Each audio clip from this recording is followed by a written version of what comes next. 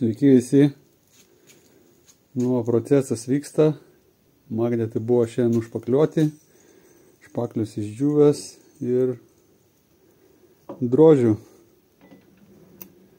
Nenoriu dulkėse filmuoti.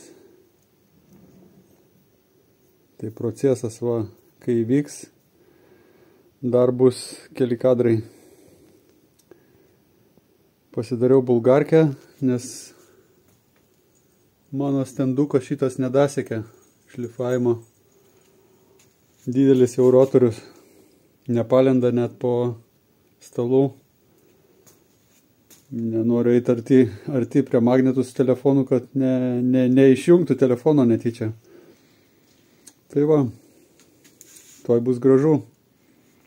Dar planuoju pirmąjį savo generatorių nedėjau stiklo audinio, bet šitą kažkaip pagalvojau, kad vis dėlto užviniosiu stiklo audinį dar ant viršaus. Kad jau būtų galutinis, kaip pasakyti, paskutinis projektas. Įdomu, kiek čia gausis.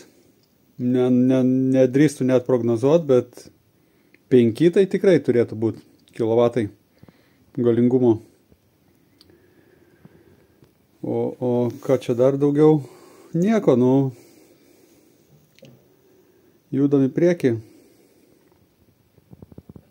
Sėkmės visiems projektuose, konstravime. Iki greito.